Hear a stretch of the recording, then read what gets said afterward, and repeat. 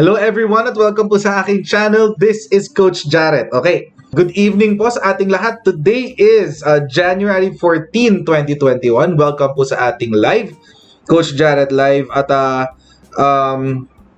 kung hindi niyo pa po nagagawa, kung first time niyo po sa aking channel, please click subscribe. Meron po subscribe button dyan sa baba. At the same time mga Tabercats, kung hindi niyo pa rin po nagagawa, please click na rin po yung notification bell para po ma-notify kayo kung meron akong bagong mga videos or bagong mga uploads kapag kapag nagkaroon tayo ng time para mag-upload.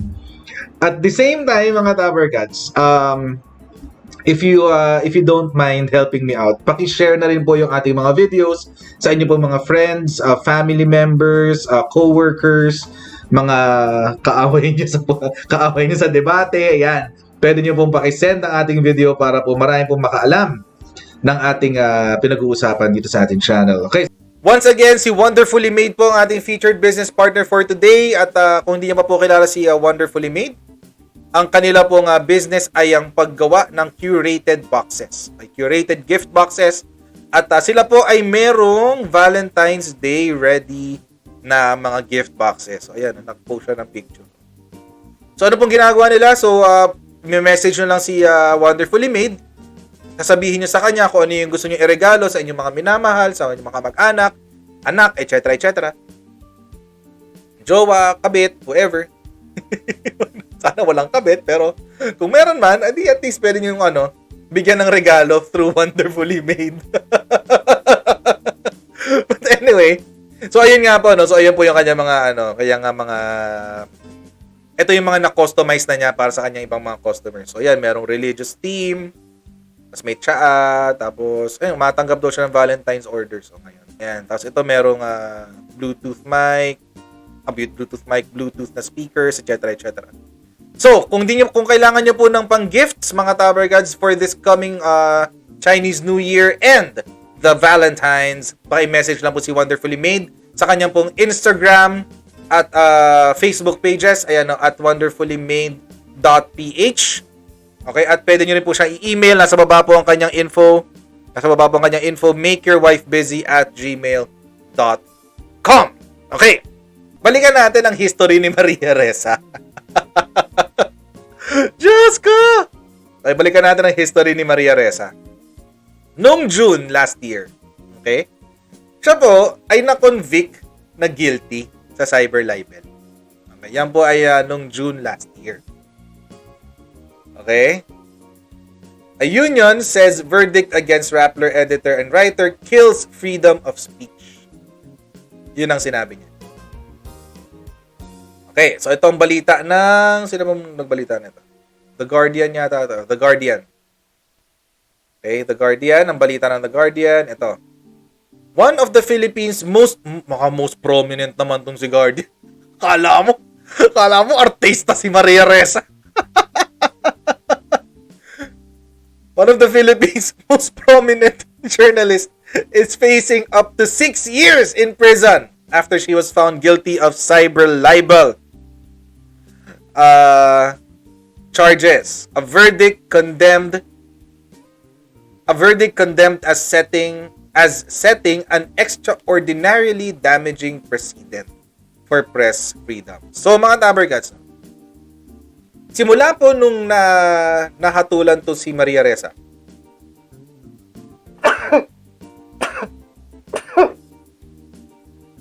excuse me po. Diyos ko. Anyway, going back. Saan ba tayo? Ayun.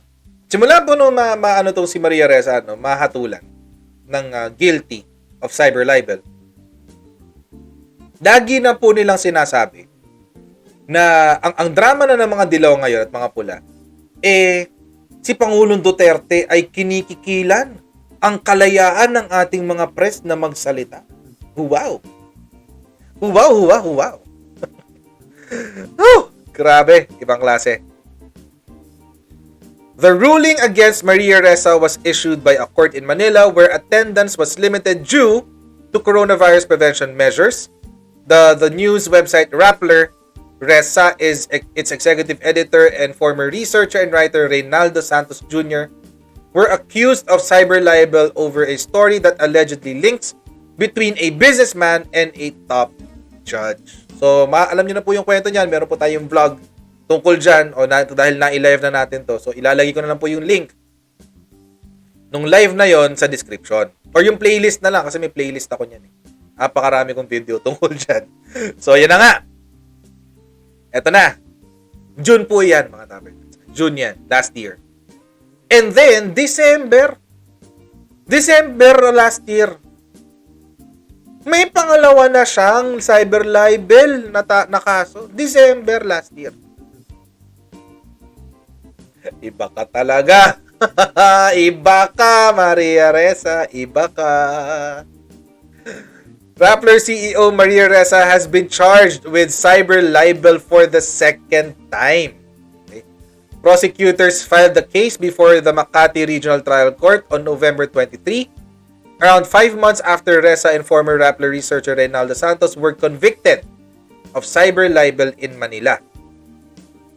The second case is related to the first, initially convicted over a Rappler story that reported a businessman's supposed links to a crime. Ressa is now accused of cyber libel for her tweet. Tweet naman, nung una yung article. Yung pangalawang kaso niya ng cyber libel, yung tweet kung saan shinare niya yung article tungkol doon sa kung saan siya nakatulan ng cyber libel. Diyos ko, Maria Ressa. Woo! Ganyan talaga kayo, practice niyan sa mga dilaw eh. Ganyan talaga kayo tumrabaho. Kayo mga dilaw kayo, ganyan talaga kayo. Kaya gets ko yan. So, ayun na nga. Itong si Maria Ressa. Nakatulan siya ng guilty nung una.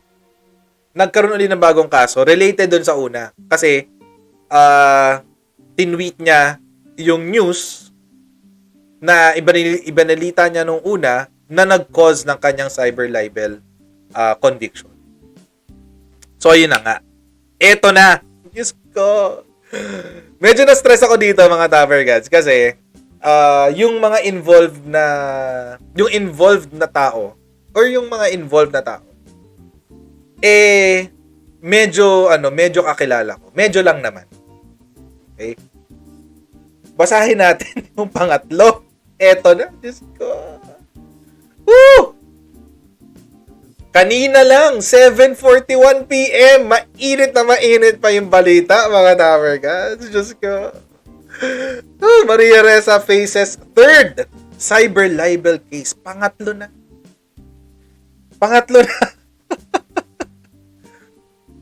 Ay, nako. Pangatlo na to. Pag na-convict pa to, ewan ko na lang. Okay, basahin natin yung balita. Rappler CEO Maria Ressa is facing her third cyber libel case. This time, over an article written by reporter Rambo Talabong. Si Rambo Talabong po, no? Kilala po natin to. Dahil nagkaroon po ako ng vlog lang naman. Vinlog ko po to si Rambo Talabong tungkol sa fake news niya. So, may history po talaga itong si Rambo Talabong ng disinformation at misinformation. Okay. Tumatapos, three-peat. Ay, hindi pa pala. Pag na-convict siya sa second, at na-convict siya dito sa pangatlo, 3-peat na siya. Grand Slam? Tindi. O yung pang-apat yung Grand Slam. Sino ba mahilig mong basketball dyan? Yung pang-apat ba yung Grand Slam? Tama ba? Anyway, going back. Eto na. Ano daw yung kaso na ito, no? College professor's alleged involvement in a thesis for sale scheme. Ngayon, mga Tuppergods, ni-research ko yan.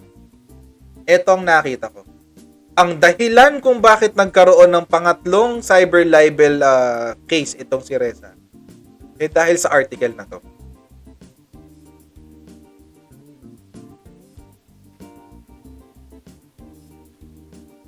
Thesis for sale. Benilde students say they paid 20,000 to pass. Mga Tuppergods, makakwento ko lang. Pangatlo, coach, Grand Slam na. So, ito, mag-Grand Slam na siya pag na-convict siya ng pangatlong beses, JP. Grabe to si Ressa. Ibang level. Iba talaga. Ibang level to. Maraming po salamat sa 586 po na nanonood ngayon, ha. Papatuloy nyo lang pong pakishare po yung ating live para mas marami pa pong maka-join sa ating kwentuhan ngayon, ha.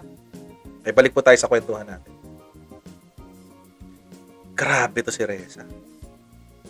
Ibang klase. Ito nga po, makwento ko lang. Kaya po medyo, nung binabasa ko po tong article na to, medyo ikinagulat ko po ito. Dahil, ako po ay nagturo sa Binild. Naging professor po ako ng Binild. For 1.5 to 2 years.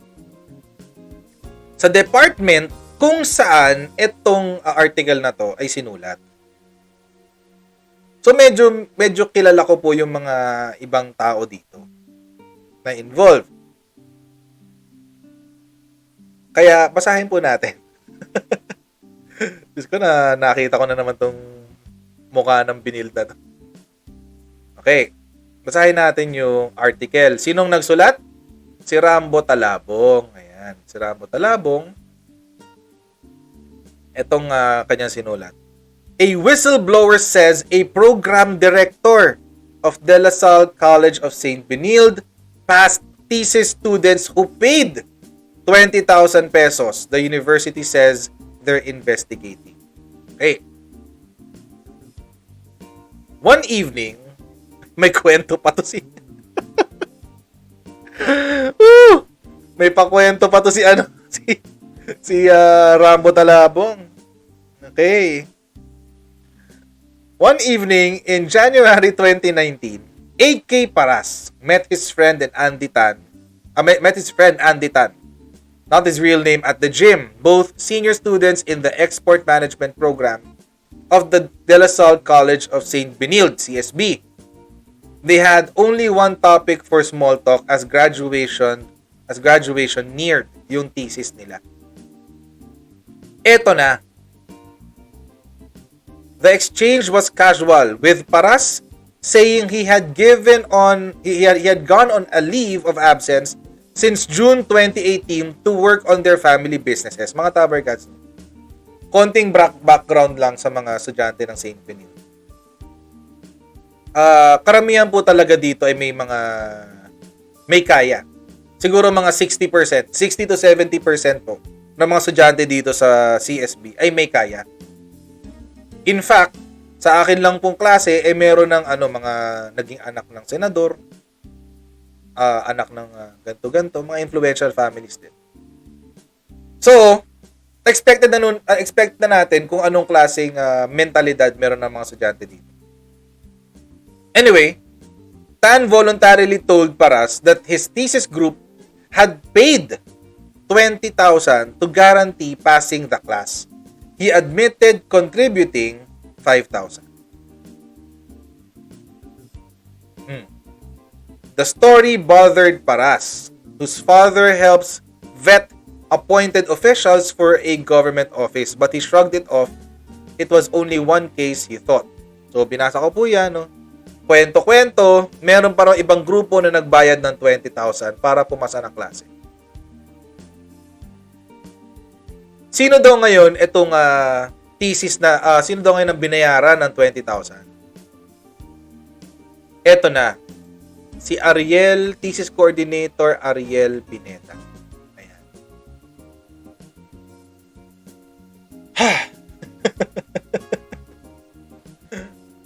Admittedly, ito pong tao na to ay hindi ko pa po nakakasalamuha. Although, yung office po namin, kami po kasi under ako ng School of Management and Information Technology. SMIT. So, ang tinuturo ko po dati sa CSB ay mga subjects related po sa human resources o HR. So, ayun na nga. So, sa katabing office namin, yung classroom ay yung office ng export management naman. Pero isang department lang kami. Isang department lang kaming lahat. School of Management and Information Technology. Ayan na nga. So, At medyo paano ko ba ako kwento experience ko sa CSB? Okay naman. It's not the best. Pero it's okay. Okay. Maraming masipag na estudyante, lalo na yung mga scholars, yung mga scholarship, mga under scholarship. Although yun nga, tulad nga na nasabi ko kanina, dahil karamihan po sa kanila ay mga rich kid, karamihan, medyo meron talaga silang parang katamaran ba? Not everyone. Okay? Yung iba lang. Medyo merong katamaran pagdating sa pag-aaral. Kasi nandun lang sila para makakuha ng degree for the sake of having a degree. Pag alis naman nila, may mga negosyo na nag-iintay sa kanila, etc. etc. Not all. Pero most of them. So ito na nga. Ang sabi, Paras decided to persuade his friends to file a complaint. So nag-file doon ng complaint, and on October 3, 2019, Paras went ahead with what the two had told him and filed a complaint with the student government na nirefer sa student admin. Sa CSB admin. Naku, parang alam ko tong office na to. Yung administration na to. Eto na. So, 3 months daw, na-promote pa yung teacher na to, yung Pineda, sa work nila, no? Pero hindi Rappler sought the side of Pineda through his official email address on January 2, but he said he still had to consult with his superior. We followed up on January 3, 19, 23. We also called the expert management program to reach him on Thursday, 23, but he was not in the department. There are also no replies to our emails as of posting time. We will update this story once we get a reply from him. So, may collusion daw. May student collusion. Ano nangyari? Nagkampi-kampi yung mga estudyante na nagbayad ng 20K para, ayun nga, ireklamo tong si Pineda. Tapos, kami yung lumapit, bro, yung mga students na tamad kasi, bro, gusto. Yun na nga. Sila na rin ang umamin, sabi ni. Paras asked whether Pineda offered the cheating route to their group. Tan said they wanted it. So, itong mga estudyante na to, sila mismo yung lumapit sa prof nila at nagsabi, uy, sir, baka naman pwede namin kayong bigyan ng baka naman pwedeng paraanan natin yan. Paraanan natin yan, sir. Bigyan namin kayong 20K. Yun na nga. Tan told Paras they had to ask around and that Pineda chose which groups he would allow to pay him, adding that pag mga babae ata, ayaw niya pag mukhang madaldal. So pag babae daw, ayaw niya nung tumanggap. Okay, so yan, kwento-kwento lang yan kung paano nakakuha. And then, kung meron pang bank statement. May transaction slip pa. Yan. So, yun na nga yung kwento.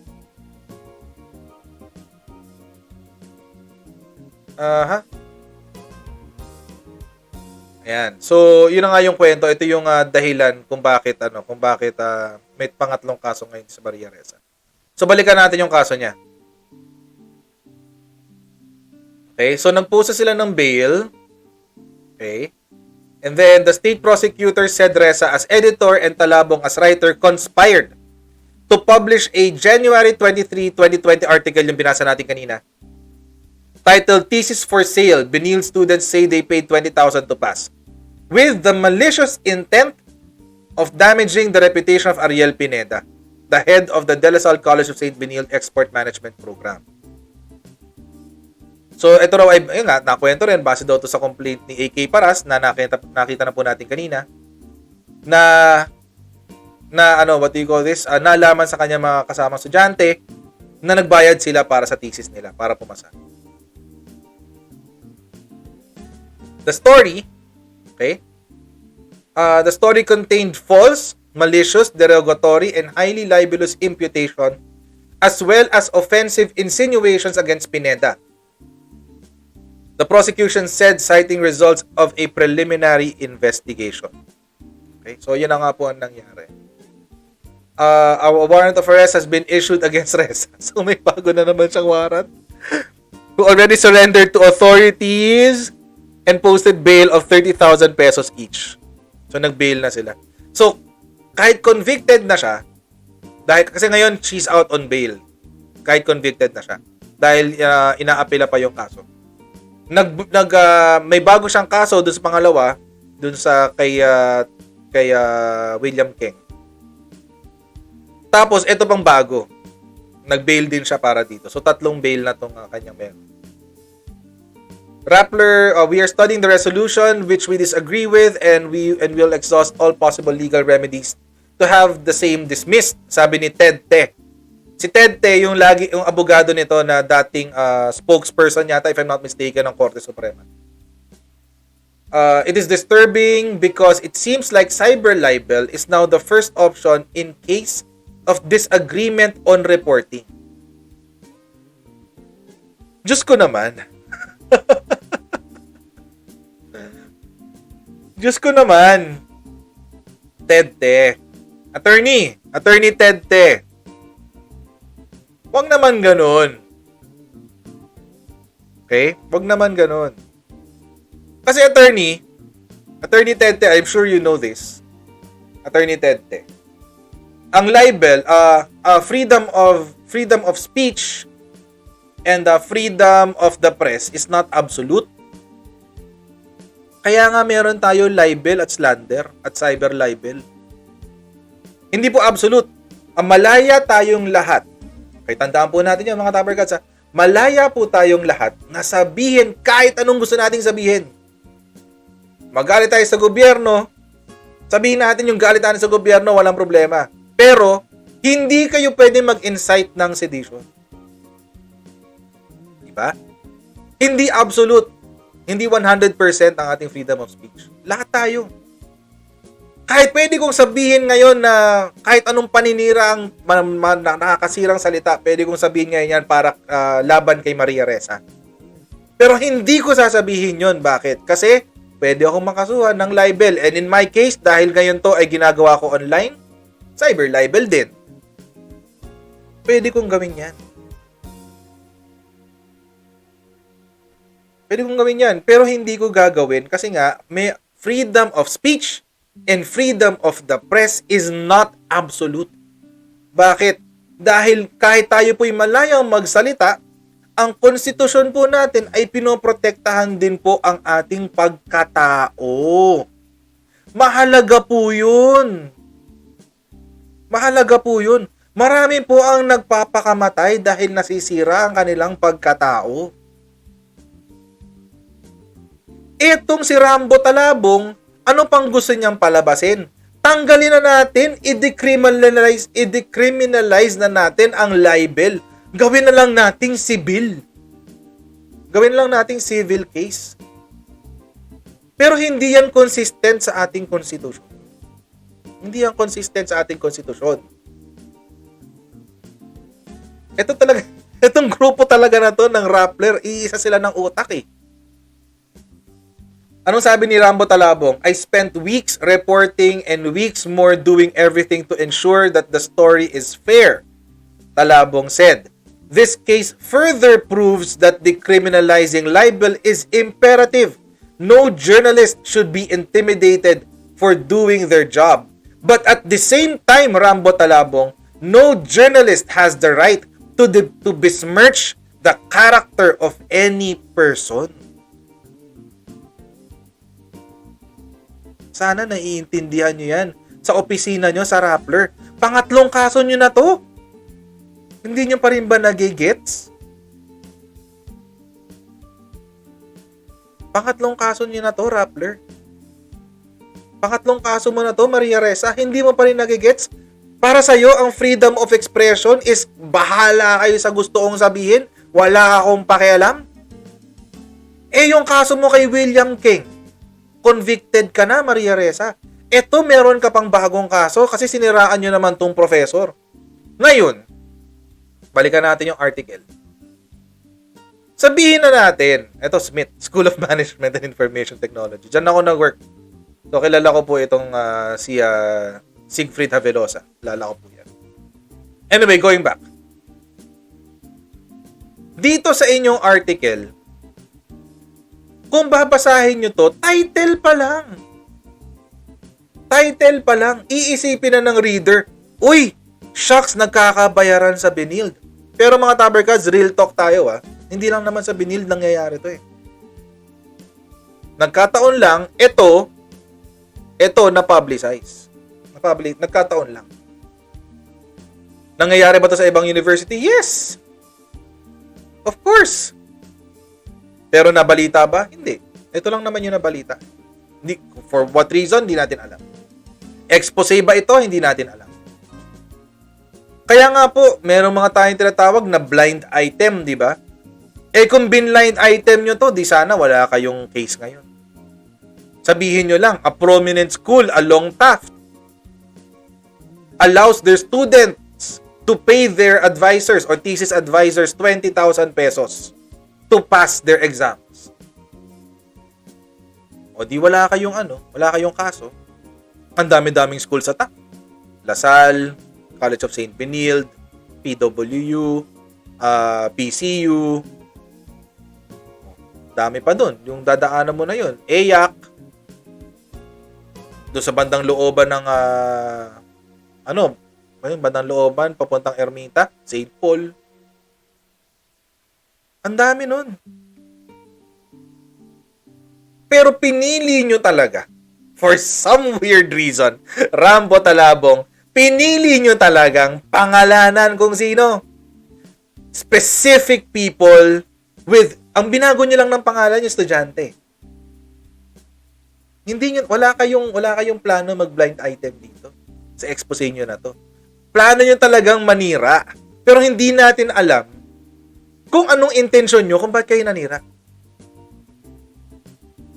Kasi pwede naman tong blind item Pwedeng blind item to.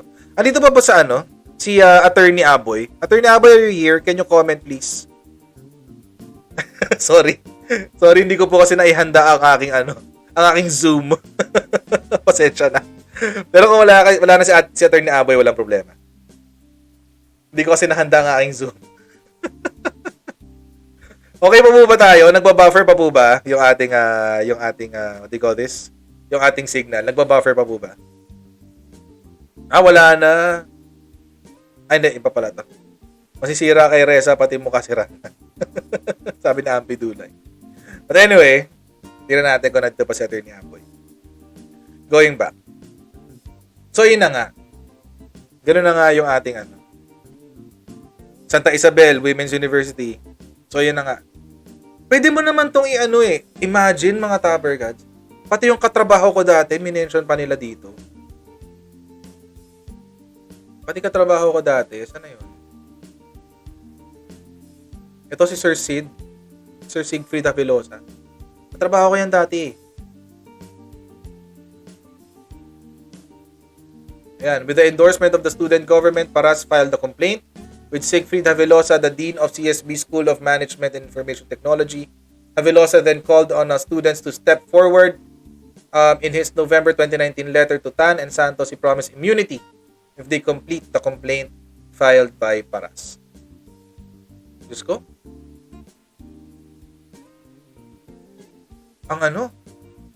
Wala talagang walang intensyon. Walang intensyon dito na hindi ko naintindihan bakit may expose sa isang school. Okay na naman mag-expose kung alam naman natin masamang practice to. Okay? Alam naman natin masamang practice to. Ayaw natin yan, yung nagbabayad ng thesis and etc. Masama talaga yan. Pero mga Tabercats, etong article na to did not have to go this far. Hindi kailangan Kaya ngayon, ang ending nyo, Maria Ressa at Rappler, may kaso na naman kayo. Kanina lang sila nag-bail, Kaninang gabi, alas 7. Ay, naku. That's what we call responsibility. Journalistic responsibility. Responsibilidad nyo kasi yan eh. Mga journalists. Na not only to, responsibilidad nyo na hindi lamang ikwento yung quote-unquote, katotohanan sa likod ng mga balita. Pero maging responsable din kayo para siguruhin na ang inyong pagbabalita ay hindi tumatawid sa krimen. Libel is a crime. It's a criminal offense. Nasa RPC natin yan, Revised Penal Code. Criminal yan. Hindi yan civil. Criminal yan. Responsibilidad nyo yan. At kaya po siya kriminal, ang prinsipyo po niyan, mga taberkads, ay dahil ang paninira sa ibang tao ay parang pagpatay sa kanilang pagkatao. Kaya po ano yan? Kaya siya criminal. Hindi mo pwedeng sabihin, Rambo Talabong, na dapat i-decriminalize natin yan. Dapat ang mga journalist, kaming mga press, ay immune. Hindi kami dapat nakakasuhan ng libel. Bakit? Dapat nga kayo yung nakakasuhan ng libel. Kasi kayo yung may access sa mass media. Kayo yung may access, kayo mga journalist kayo sa ABS-CBN, sa Rappler, Inquirer, Philippine Star, One News, News 5, GMA News, kayo. Kayo ang may access sa mga importanteng tao, kayo ang may access sa mga importanteng balita. Kaya kayo, meron kayong responsibilidad na ikwento ang katotohanan. Hindi yung politika nyo, hindi yung opinion nyo, unless meron kayong show na para sa mga opinion. Walang problema yun, ganun talaga yun. Yun ang setup nun. Pero kung kayo ay nagre-report ng balita, tulad mo, Rambo Talabong, reporter, mag-report kayo ng tama. Responsibilidad nyo yan eh. Responsibilidad yan. O let's say, assuming. Sabihin na natin na pinagbigyan kayo. Merong tanga sa Kongreso na nagsabi, o sige, baguhin natin ang Revised Penal Code, i-amyendahan natin ang batas ng cyber libel at libel. Yung cyber libel kasi nakakabit lang naman yun sa sa kasong libel. Tanggalin natin, i-revise natin yan, ilagay natin doon. All journalists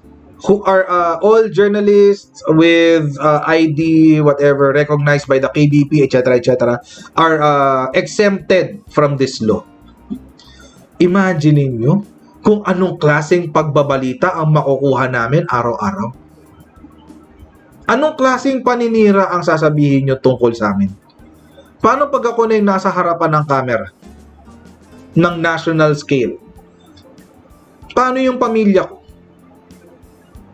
Hindi nyo nga tinantanan si Duterte. Pati anak niya, hindi nyo tinantanan.